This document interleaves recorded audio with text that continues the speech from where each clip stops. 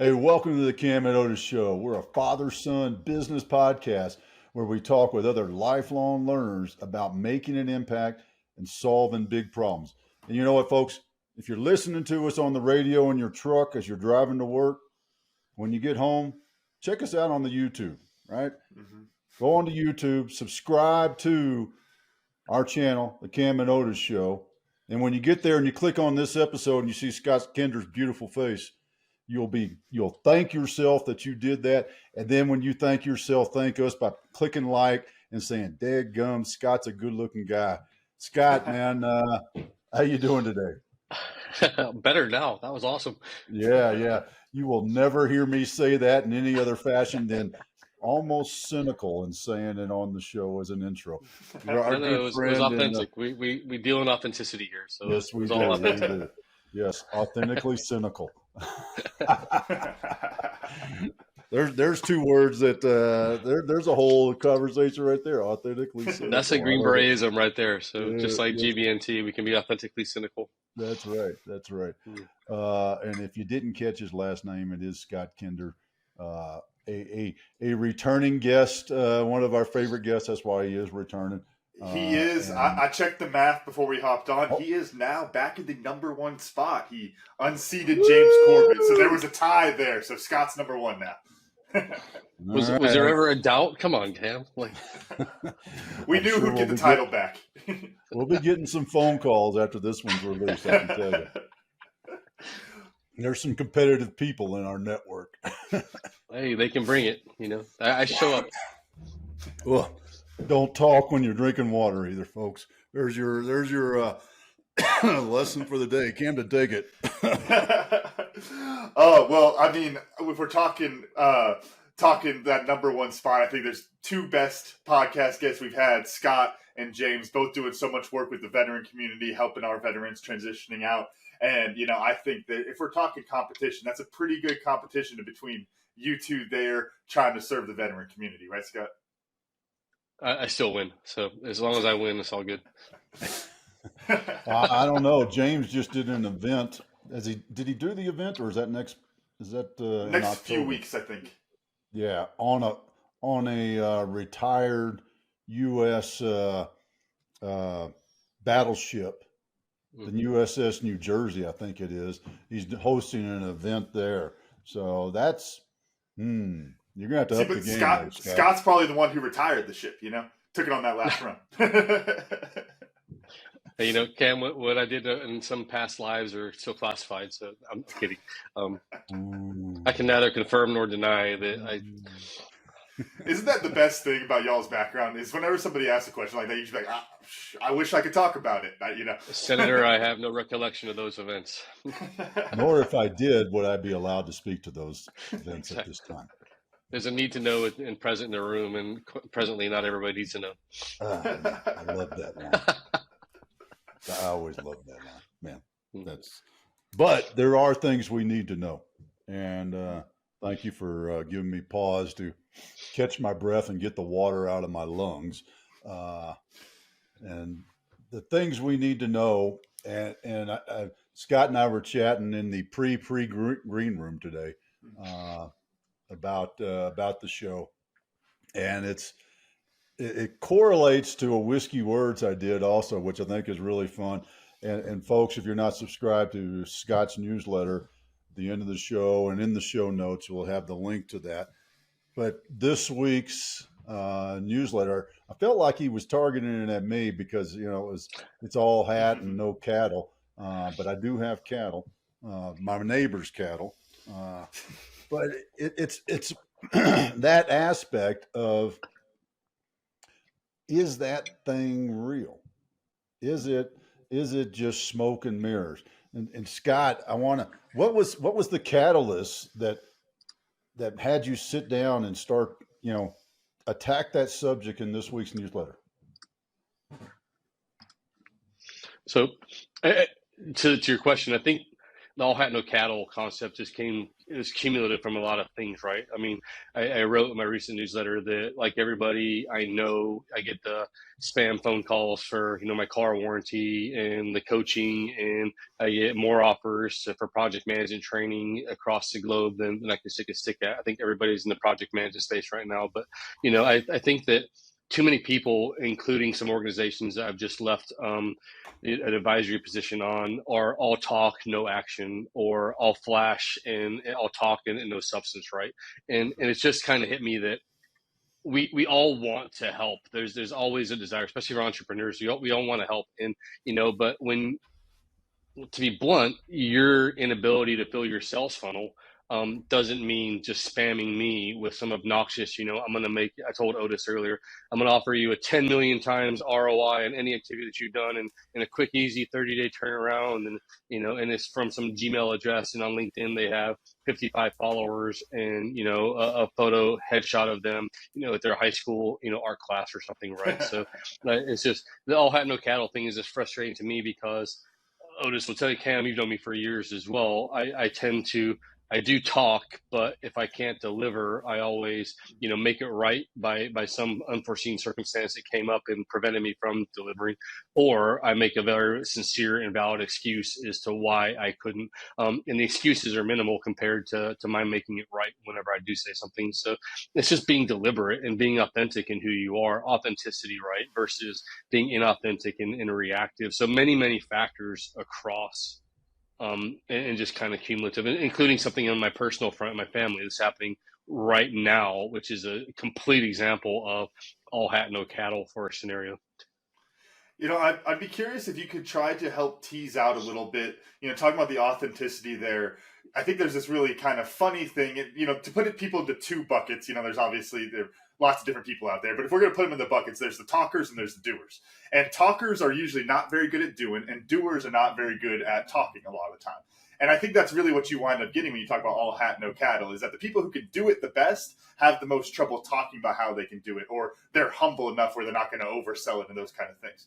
Could you talk about trying to find the balance between those two, maybe how to help doers do a little bit more talking? Sure, I'll even reclassify. Apologies, but instead of talkers and doers, I'll call it, visionaries and those with the ability to operate and execute. Right. So visionaries, and it's kind of rare. And if you look at any type of leadership survey out there, it's really rare across industry. It's not dependent on military or civilian or other. That there are people who can ideate and innovate and think big thoughts. In special forces, we call them the good idea fairy, right? That they're out there like, well, what if we did it this way? And they're sprinkling the good idea fairy dust on everything that they do. But it's a rare person. I think your dad's one of those, Cam. I think you're one of those people as well that has both visionary activities. You're an entrepreneur, you're doing stuff, you're innovating in the new fields, you're doing a whole bunch of things, but you're also able to dot the I's and cross the T's and execute. And at some point, right, there's a Far Side comic, or I don't think it's actually Far Side, but it's a statue of the thinker, and then there's like crumbs beside another statue because he's already walked off that says the doer, right? And so I have to have a mental space for both. I have to have time throughout my day that I can have a cigar. I smoke too many cigars, and go out and just clear my mind and think, right? And if I don't, but I get more productivity done. Now, my wife is incredible as well at executing, but she'll sit at her desk for 10 hours a day and just hammer away. If I'm at my desk for more than 40 minutes, I'm up and about, moving around and going to check on something, or in my head is in a much better space because of that. So there's an aspect to this, which is just being self-aware. And knowing your both your abilities, your strengths, and knowing your inabilities, your weaknesses.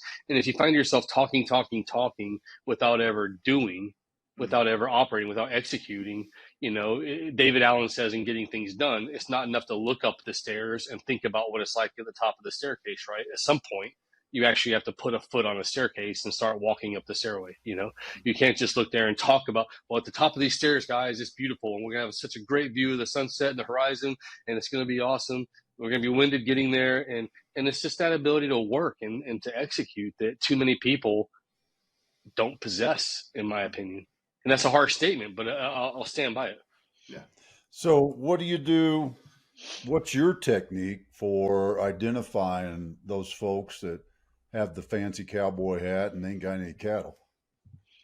Um, I'm going to start off by saying I don't feel my technique is probably the right thing to publish out for everybody. And I have this conversation with my newly turned 16-year-old son all the time that, he's mini me in so many ways. He sees something he doesn't like and he's kind of mad. I'm like, hey, dude, first of all, I'm 48 and a combat veteran with multiple black belts and a beard. You're a 16-year-old private school soccer player, right? Like, let's put it in perspective here. With two whiskers, with two whiskers, with two whiskers, right? You're very proud of those two whiskers. So I don't think my take is 100% applicable to everybody out there, but it's calling it out when you see it. It's being honest, right? And I upset this lady on LinkedIn, and I apologize because she wrote me a message, and it was a super long. It was obviously from some Infusionsoft mail list or something that she had bought or something, right?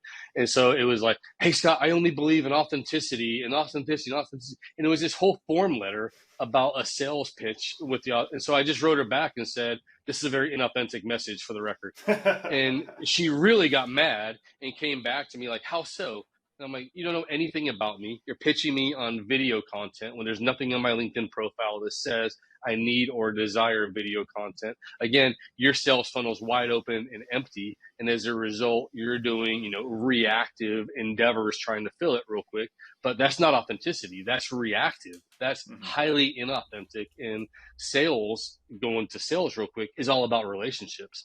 And, when I teach at Southern Methodist University and other places, I get questions all the time about, Scott, we'd love to see your business plan. How much have you spent on marketing? I say, I don't spend any money on marketing. I don't have to. I create authentic experiences with clients, and I do so. And when they deal with my company, they get they're evangelical ambassadors of my brand at the end, and they go forth and tell other people about it. I have had sales funnels be empty. I've had crap months as a result, right, through my inactivity.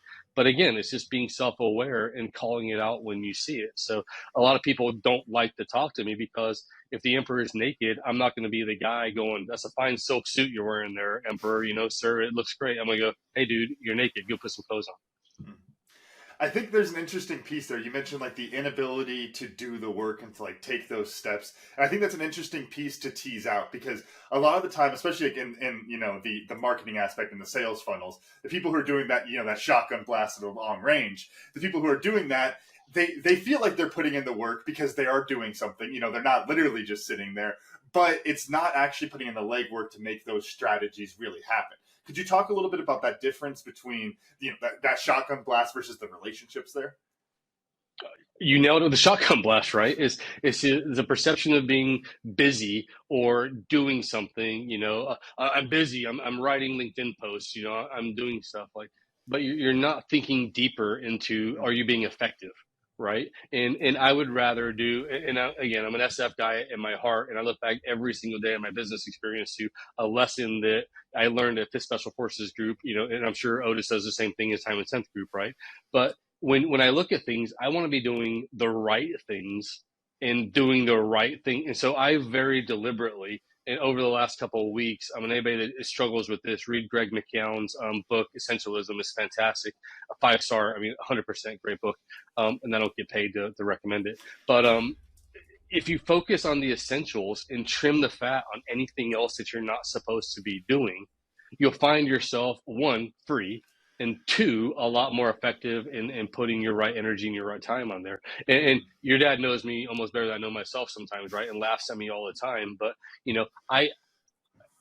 I'm involved in 50 different things across 5 or 6 different corporate level efforts right now. And I don't get stressed because I very deliberately, I never want to be busy. I never get stressed because I very deliberately put things on my calendar that I should be doing, and then I do them. And if it has to be delayed or deleted or whatever, I take a hard look at it and delete it or delay it. If something else rises as a priority, it's the steak sauce project management philosophy, right? A1, A2, and A3. But most people don't even know what is on their A list, never mind what the A1 number thing they have to get done that day. And if something is an A1 priority for me, I'm not going to bed that night, or I'm going to, sleep or get a lot less sleep because I'm going to get that thing done. Again, being effective and being true to what is essential to my personal and professional growth. That's so important, and you touched on something I think a lot of folks ain't doing, and that is what right looks like for them. And that's a, Yeah. it's not a hard thing, but there's a fear that people have in doing that. And the people I've worked with and walked them through that fear, overcoming that fear, it's usually the, well, what if I'm wrong? What if it's not really what I want? And I always throw back to them, well, what if it is? Mm-hmm. you know, and also, wouldn't you rather walk towards something you think might be right than and find out now it ain't, as opposed to walking towards something, or actually never even walking. That's the worst case, is the folks that don't do anything, that sit Just there. point to the top of the stairs. Yeah, they just say, I wish I could be up there. I wish I could have this. I wish I could do that, and never take the actions and never move forward to even take a chance on what right might be like for them. I would love for you to share your process of, well, what does right look like for me in 5 years or 10 years, or whatever. How do you? What's your process for coming up with that?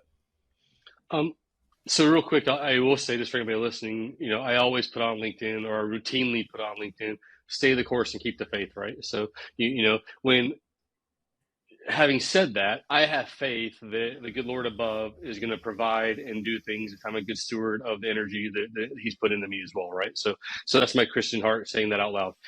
Additionally, I don't rely on that to put money in the bank, right? I don't rely and go, hey, Lord, I really need $10,000 in sales this month. And, I'm just going to sit on my behind and not do anything. And if you could just make it rain 10,000 bucks, that'd be great, right?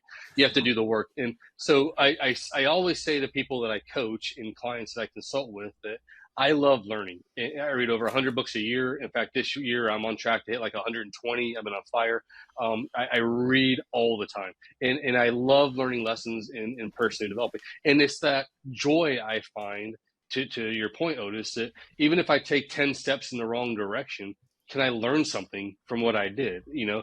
That really sucked, right? Oh man, that was a painful, that one hit me square in the nose. My eyes are watering. I got blood running down my face, and I'm a little bit disoriented. Like that one really sucked, but it sucks a lot less when you're deliberate in your activities and you choose to walk those 10 steps on that path, knowing that nothing is truly fatal very often in business, right? I mean, sure, if I got caught, ripping off somebody or whatever, and there's a whole bunch of branding issues and whatever, but a decision that I make to launch a workshop or chase a new client or whatever, go into a new industry, start a new foundation, whatever it is, it's not fatal because I'm being deliberate and I'm going to learn lessons and I'm going to embrace that lessons learned appetite that I have, because every 10 steps I take, I'm going to get better.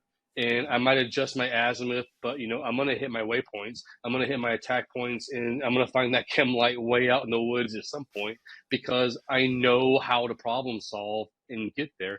And you nailed it when you said fear. Fear is the number one thing that stops people from doing that. How many times, if this pisses anybody off listening, I apologize. If we had conversations with people that, oh, I was gonna become a Green Beret, but, and then here's the excuses, right? Or I was gonna go to selection, but, or I was gonna do this, but. And I'm like, okay, great. You didn't do it. I'm not an elitist. I'm not, if you weren't an SF, you're nothing, right? Like I serve all veterans across services. But at the same time, be deliberate, own who you are, be self-aware, and be comfortable in your own skin. If the hat looks stupid because it's some 55-gallon big ass sombrero that you're wearing and you have nothing to back it up, don't wear the hat. Mm-hmm. All right, you didn't answer the question. Oh, What's the process? What's the process that you use? How do you visualize what you're going to do? How do you discover what's right for you? What does right look like? I think again, it's the culmination of everything that I've done to this point in life. It's, I have a crazy varied background. But I also tell you, I discover my own visions because I don't let stupidity and nonsense get in my way. and I'm unafraid of taking the hard right versus the easy wrong. And that's one of the things that does drive me as far as is doing my vision. So whenever I look at something, one, Patrick Lencioni writes in his books, right, and six types of working genius. There's 3 phases of project management, right? Ideate, activate, and implement. And so most people ideate very well. That's the visionaries, right? That's the people that like, what if I could build a brand new electric vehicle? What if we could send, I'm listening to Musk's biography, so this is all Tesla and SpaceX, right? But visionaries are great, but then it's how do I actually do that?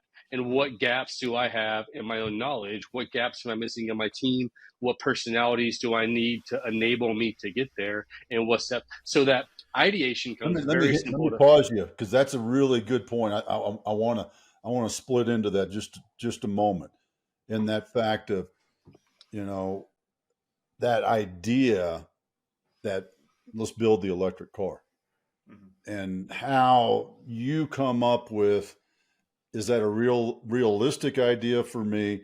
And if it is, am I willing to put the work in to get there, sort of thing?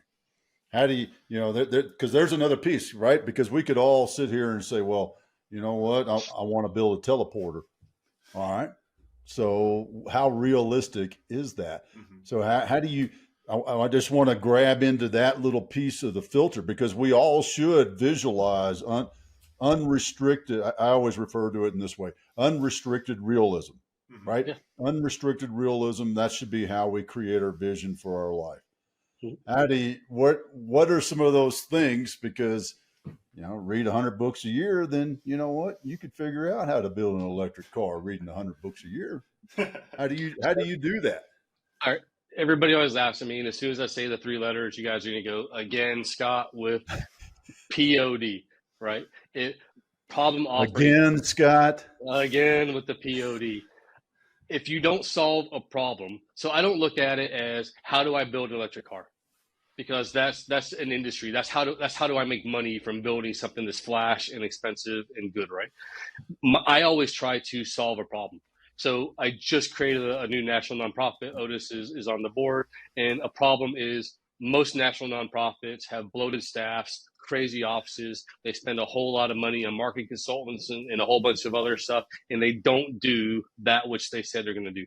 So problem, right? There's a clear problem. So our foundation that we're doing is going to is close to 100% of every donation that we get into the hands of those who need it, because we're not going to have bloated staffs and offices and company trips and offsites and marketing consultants and all the other idiocy that abounds out there.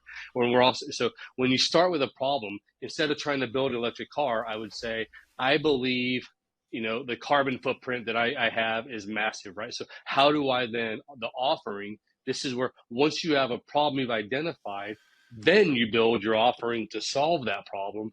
And then the final D in my framework is differentiators, right? So unlike these other foundations that are bloated and unnecessarily staffed and blah, blah, blah, blah, blah, blah, blah, we're not going to do any of those things. And we're not keeping money in the bank. We're going to serve those who need to serve. We get a $10,000 donation.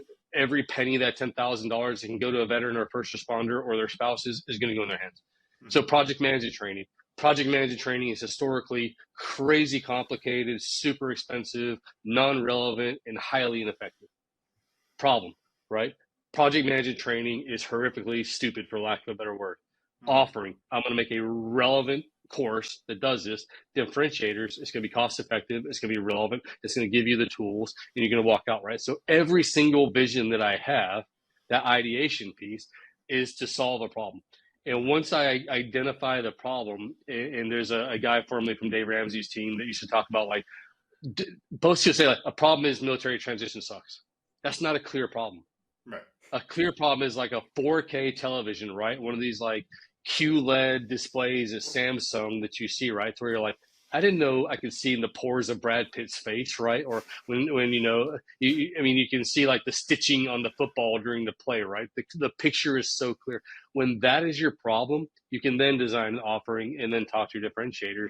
But most people want to start a business by saying, I did 30 years in special forces. You should pay me $100,000 a year because I'll make you better.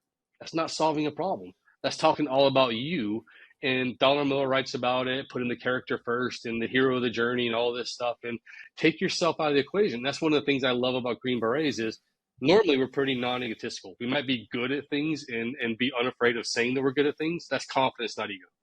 But if we aren't good at something, we'll also tell you that we're not good at it. And so when I design something and solve that problem, one, when I solve a problem for people, if you've ever, like, I'm not a mechanic, and it's crazy because I'm chairman of a board of an auto racing charity, and I don't have any mechanical stuff in my bones at all. Talk about like visions and not letting whatever get your way, right?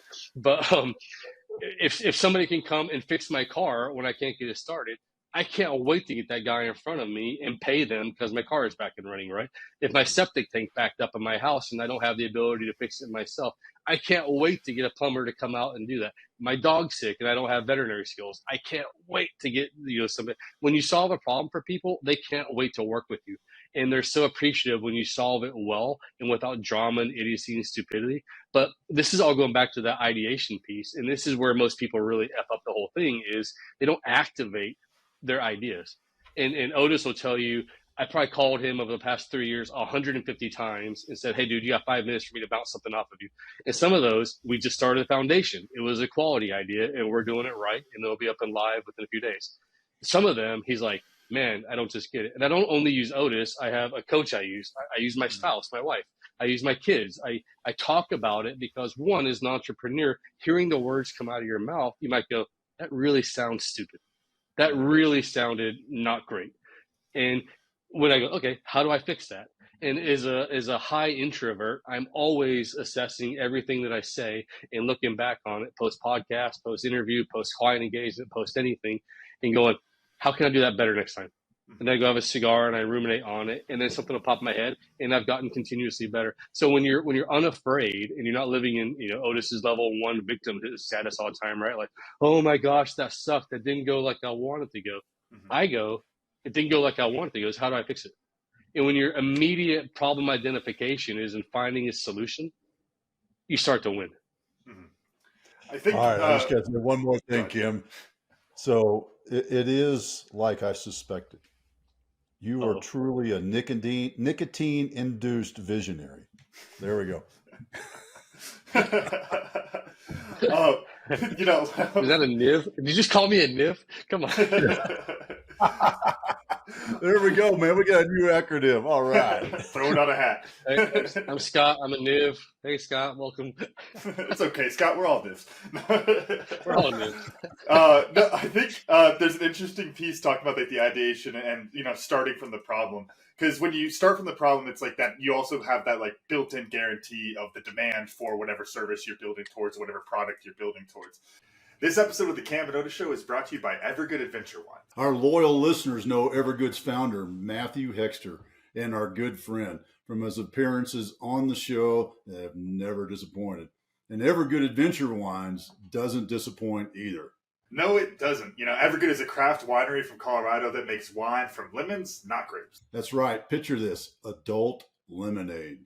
Oh yeah, perfect for your next backyard barbecue or hanging out with friends at the beach or the pool. No need to drink a warm red grape wine when it's 100 degrees out or much hotter here in Tucson. Evergood over ice is the perfect refreshment for a hot summer day. And they come in a variety of flavors, including lemon, strawberry, lime, my favorite for margaritas, grapefruit, and watermelon, which comes in a cool pouch, by the way. These non-carbonated wines check all the boxes. Gluten-free, vegan, low sugar, and low in sulfites. Best of all, they taste damn good, and they have fun names too. Yeah, like their OG lemon wine called Skierpy.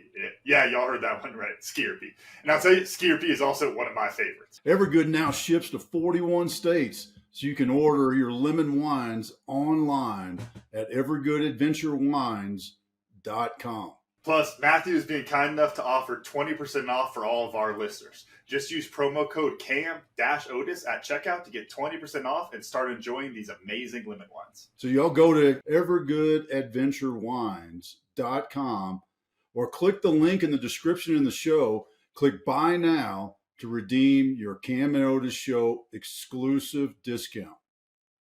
But then I also think that there's a really really key piece of going back to talking about like taking action. Like, what does right look like? I think, Dad, when we talk about purpose, we've joked about, it's like you date your purpose. You don't necessarily marry it right away, because you got to, go down that path and see if it really works out for you, see if it's really going well. And I think about that so much in terms of rugby. I see it all the time, but people will freeze because they get so overwhelmed with what's happening. The game moves too fast and they completely freeze. And, Dad, I think I got this for you. If not, maybe this is one I coined, but it's like, when in doubt, just play rugby. Like, when in doubt, just go forward. And then you can assess those problems as they come and make those adjustments. Continue to work on those ideas as they go. What I'd be curious about, Scott, is where do you draw the line on the ideation of how much time to spend on ones that are a little less realistic, but they're big and fun ones? Because I think that's always an interesting thing as an entrepreneur. And Scott, I know you know this story because we told it last time you were on the podcast, but of my co-founder with Verby, Norman, we were talking about the space lasers and the space junk and all that. That's a fun idea. That's a problem. And, that's something that, maybe I could solve if I read 100 books a year. But it's like, I honestly don't know shit about lasers. So you kind of reach that point where it's like, this is a big problem. It is something that is solvable. It is something that somebody could solve. But is it something that I need to put that energy towards? Could you talk a little bit about making that distinction? Yeah. All right. So there it is. There's your answer, Cam. Real quick. There you go. Screenshot. So I'll get right there. I promise. 10 seconds. So my philosophy on what I call GSD, getting shit done instead of getting things done, because I'm an SF guy and a knuckle dragger, is record your ideas, your things that you have to do, all the tasks that come from you from the influx of everywhere, right? Record, reorder, and then revisit them.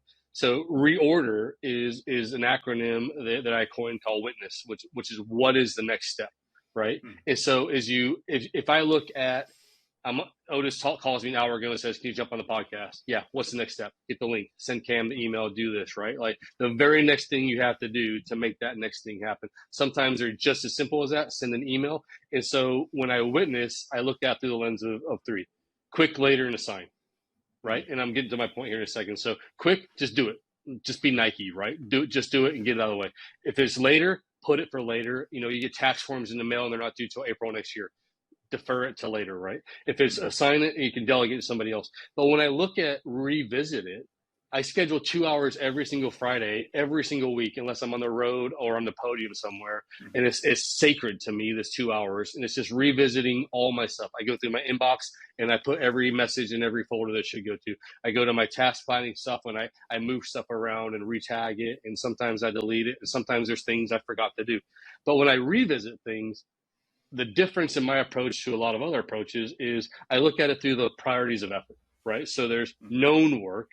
I'm launching a new website for a new foundation. I know I have to do these things and all these other things. We're launching courses. We know we have to do these things. Your dad and I are launching a new YouTube series, right? So we have to do this stuff in known work. There's unknown work.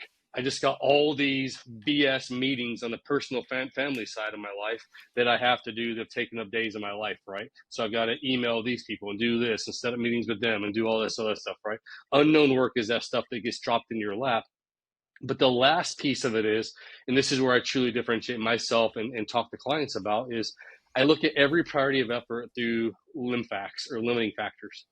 So what is limiting me from being successful in that? I've had an idea, and when Otis and I first got introduced, probably close to 10 years ago now, going on a few days, a partner of mine at the Institute of Project Management, we wanted to run a conference. This episode of the Cam and Otis Show is brought to you by Tribe and Purpose. Are you tired of dealing with the cost of bad leadership? It's time to make a change. The Green Beret Leadership Program is your key to unlocking the full potential of your team. By using GBLP to develop leaders in your business, you'll get a proactive and responsible team that embraces challenges, takes calculated risks, and takes action without constant supervision. Developing great leaders can take a lot of time and energy, and that's why businesses tend to opt for the trial by fire and the school of hard knocks path to leadership. The truth is that wastes time and money. And folks, there's never enough of either one of those, and puts lots of extra stress on your leadership team. Oh, yeah, and that stress has lots of bad outcomes for your team. Poor leadership drives away your quality talent, and the longer you wait to fix the problem, the more talent you're going to lose and the more money you're going to lose. With the Green Beret Leadership Program, you can use battle-tested leadership principles of the Green Berets to develop great leaders in your team faster than with the School of Hard Knocks. You'll see changes in just a few short weeks. And the longer you wait to take action, the more damage poor leadership can do and will do to your business. Learn more about the impact of GBLP, that's the Green Beret Leadership Program, can have on your business, and schedule your free coaching call with the Green Beret Coach. That's me, folks, Otis. Now at findyourpurpose.coach/GBLP. I'll say it again, findyourpurpose.coach/GBLP, or you can click the link in the description below. Y'all, don't leave your team to struggle alone on their own. If you're not giving them the tools they need to be great, then they're not going to be great. You can't expect them to. So give them the tools they need to be successful. All right, so unknown work are those things that get dropped in your lap that you weren't expecting. You know, your kid gets sick. My son broke his wrist a few weeks ago, right? That was days in the ER and follow-up appointments and more. So unknown work is all that stuff that causes you kind of some strife and more. And that you still have to do. It's relevant, it's necessary, but you weren't really planning on it, right? Mm-hmm. But the last piece of my revisit philosophy is understanding your limiting factors, your lim facts in SF, right? So Paul and I, an old business partner, current business partner, we wanted to run a project management conference since I met your dad, probably like 10 years ago, right? Mm-hmm. And so this has always been an idea, and it's a valid idea. I just don't have the funds to commit to doing it right. So a limiting factor to the DOL industry conference is, in fact, having $100,000 I can just throw at a conference center and doing this thing completely on board, right? So the idea is valid. A limiting factor is the current financial status that I'm in and my inability, my unwillingness more so, to assume risk in trying to do that, right? Now, sometimes a limiting factor might be, great idea, can't do it right now. Mm-hmm. Great idea, I don't have the resources, people, time, money, and gear, right? So when you look at it through, I have this idea, when can I do this? So I want to win a few more things, put money in the bank to then do the conference right and do the conference right. Too many people don't have that discipline, and I'm not like applauding myself here and patting myself on the back, but too many people fail that discipline, and so they take a losing idea, even with a great problem, mm-hmm. and they commit resources they don't have to it, money, time, equipment, people, and more. And you see it in industry all the time. Otis, how many clients have you coached to where everything's a priority? Every single thing is, no joke, A1 level priority in life. And if I counter with, if everything's a priority, then nothing is, mm-hmm. right? What is truly a priority in your life? And I look at it through the lens of record, reorder, revisit, understanding, always identifying what's the next step, and then known work, unknown work, and my lim facts. And that's how I win, right? Because there's a phrase I'm going to say that's going to piss off a lot of people, which is, if I'm doing something, I can't be doing something else. If I'm on a podcast, I can't be writing. I'm a great multitasker, but I'm not that great, right? If I'm building a website for the foundation, I can't be on a podcast, mm-hmm. right? So when you're deliberate in choosing your actions and unapologetic about putting the time together, I can tell anybody in the world, I can understand anything about you I want to know if I look at your calendar and your bank account. Yeah, well, and that's, I mean, that's business, right? Yeah. It's life. You know, where am I spending my time? Shows you what your priorities are, right? I mean, are you just saying that you want to do Project XYZ, or are you actually spending time on it? You know, are you retiring from the military because you want to spend more time with your family, and then going and getting a job that you're working 60, 70 hours a week?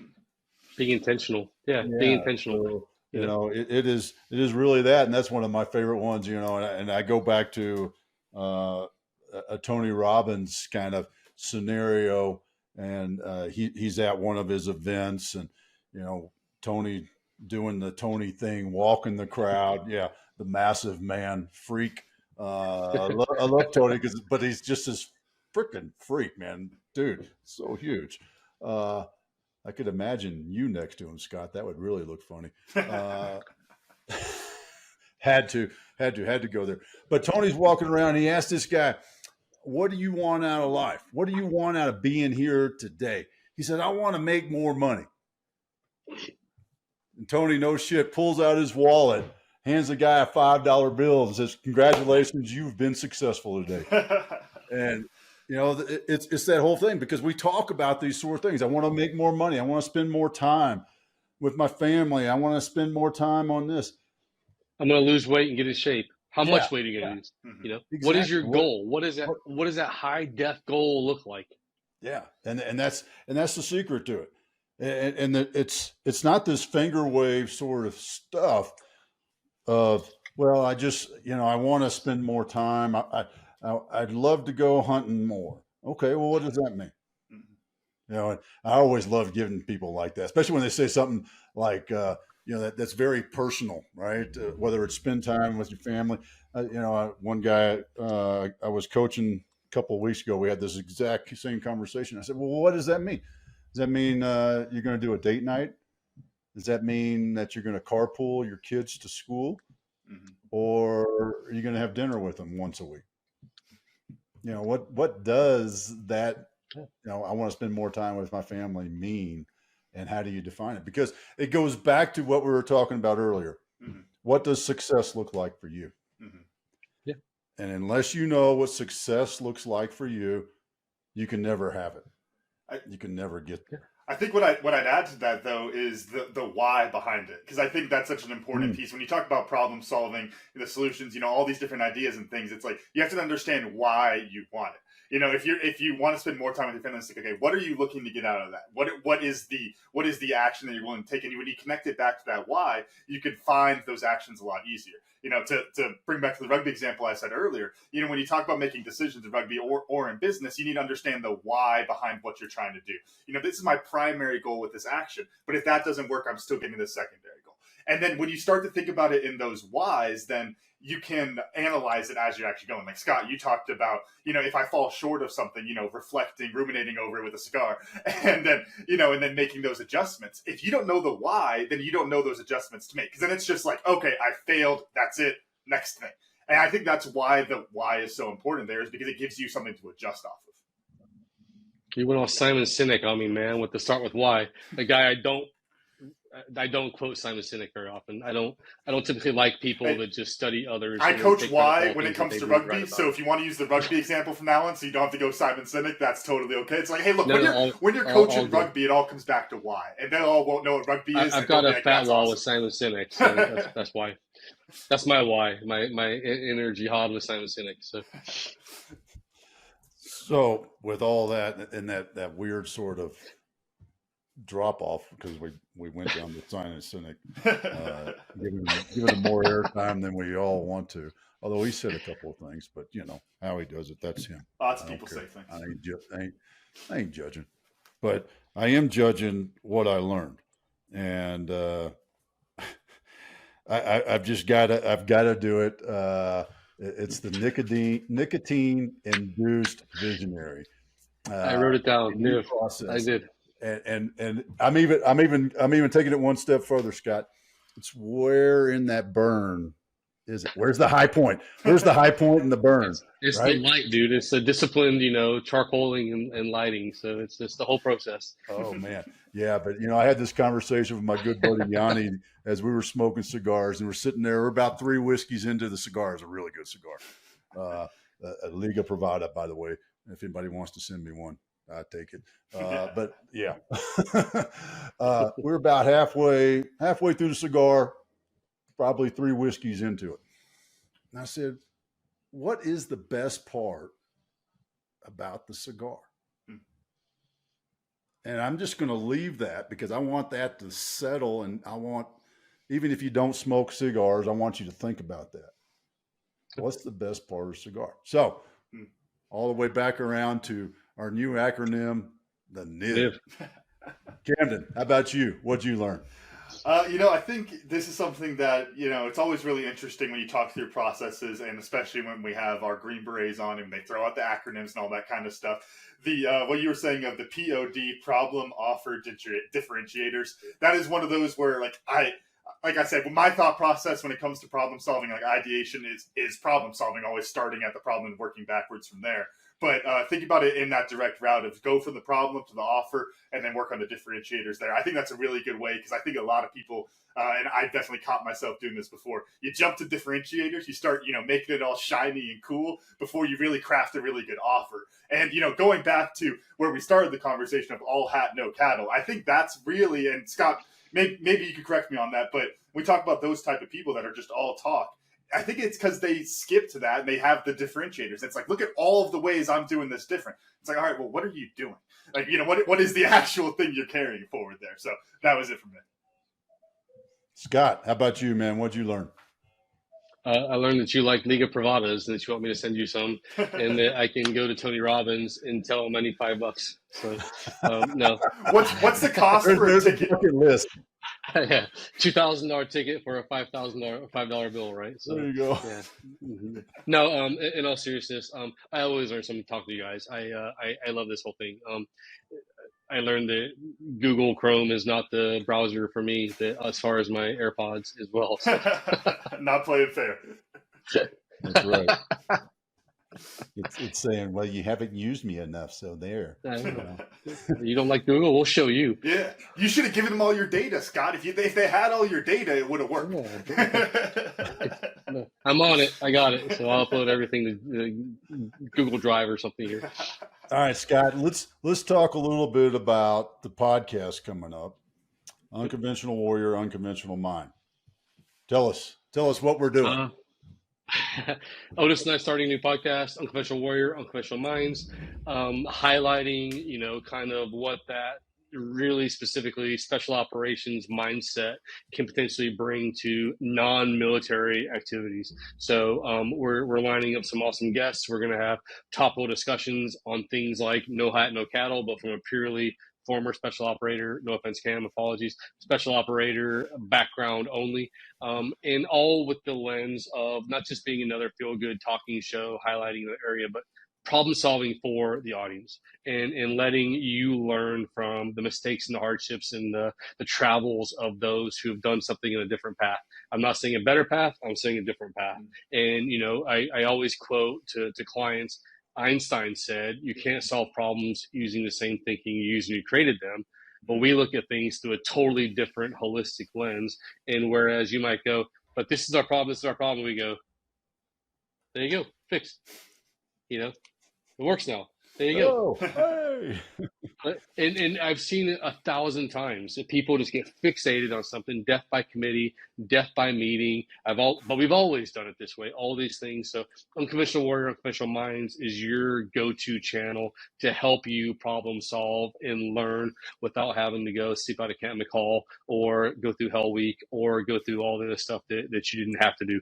And so we're giving that to our community and coaching and consulting through the lens of Unconventional Warrior, Unconventional Mind to help those that we want to help. And not for military audience, it's for everybody from probably 15 years up and above. So if you want to learn, it's coming out soon, late October, and it'll be available from Otis and I on each of our platforms. And if there are listeners out there who are going to miss the Camden aspect of it, maybe I get a little reaction video thing going. I could translate all your Green Beret acronyms into rugby words. Cam's going to troll us. He's going to be the first person in there with a fake Gmail account, like putting comments on there.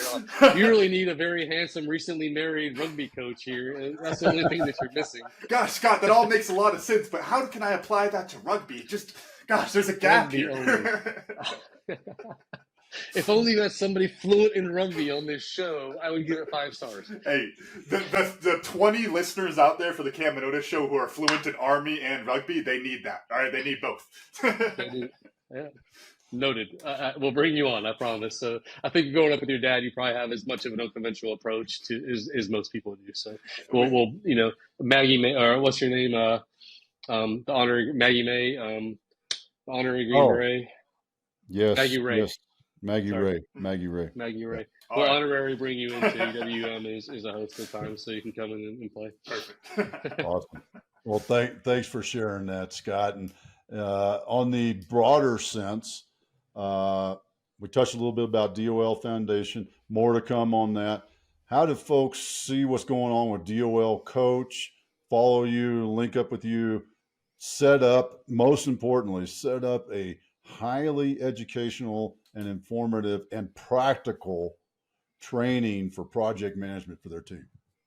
I'm all over LinkedIn. I annoy people on LinkedIn daily, so I'm all over LinkedIn, as is DOL Coach. My email address, scott@dolcoach.com. And for those of you who don't know what DOL is, it's De Oppresso Libera, the Army Special Forces motto, which means to free the oppressed. And so if you're wondering what that is, dolcoach.com is my website, and it's just Scott at for my email address. Awesome. Hey, brother, it was great having you. Great hanging out with you and talking. Always fun and always a very informative conversation. Wish me luck. 2 hours. I got to go. I got to go to war. So, Camden, run us out. All right. Thank y'all for listening to today's episode of the Cam and Otis Show. And a special thanks to our guest, newly undisputed Cam and Otis Show champion, Scott Kinder. We'll have to get a belt or something, Dad. We'll start sending it out. But thank you to Scott for joining us today. Remember, you can watch full episodes of the show on YouTube at The Cam and Otis Show. And if you enjoyed today's episode, please make sure to share with other lifelong learners in your tribe so that they can enjoy it too. Follow us on Facebook, Instagram, and LinkedIn. As always, the full archive of episodes is available at www.camandotisshow.com. Thanks again, and we'll see y'all next time.